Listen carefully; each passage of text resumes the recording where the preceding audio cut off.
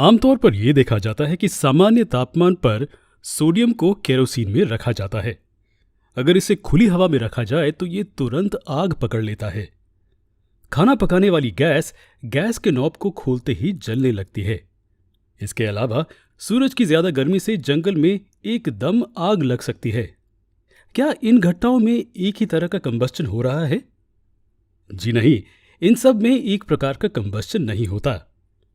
तो चलिए इन प्रकार को देखते हैं। पहले केस में हम देखते हैं कि बहुत ज्यादा एक्टिव एलिमेंट जैसे कि सोडियम खुली हवा में आते ही जलने लगता है।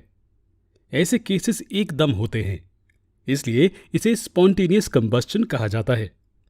ये वो प्रकार हैं जिसमें सब्सटेंसेस अचानक से आग पकड़ लेते हैं और इसके लिए कोई भी एक्सटर्नल एक्टिविटी की जरूरत नहीं होती है। जरा रुकिए, क्या कंबस्चंस को खास एक्सटर्नल एक्टिविटीज की जरूरत होती है? जी बिल्कुल, कई केसेस में इसकी जरूरत होती है। चलिए दूसरे केस का उदाहरण लेते हैं। जब आप गैस नॉब को खोलते हैं तो क्या गैस फौरन जलने लगती है? नहीं, आपको इसके लिए एक जलती हुई माचिस की तीली लानी होगी। इसके बाद ही आग जलती है। इसलिए इस प्रकार के कंबस्चन को स्पॉन्टेनियस कंबस्चन की सूची में शामिल नहीं किया जा सकता। तो फिर इन्हें क्या कहा जाता है? ऐसे प्रकार के कंबस्चन को रैपिड कंबस्चन कहा जाता है। जी हां, ये जल्दी से होते हैं, लेकिन इन्हें कुछ एक्सटर्नल एक्टिविटी की जरूरत होती है। तो अब हम तीसरा उदाहरण कहां रखें? जंगल की आग का केस। जी हां, प्राकृतिक रूप से होने वाले केस स्पॉन्टेनियस रिएक्शन होते हैं। लेकिन ऐसे क्यों? इसलिए क्योंकि सूरज से मिलने वाली ऊष्मा या बिजली से जंगल में एकदम आग लग सकती है। इसलिए ये एक प्रकार का स्पॉन्टेनियस कंबस्चन है।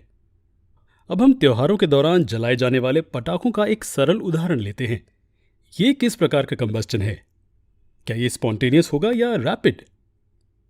ये तीसरा प्रकार है जिसे एक्सप्लोजिव कहा जाता है।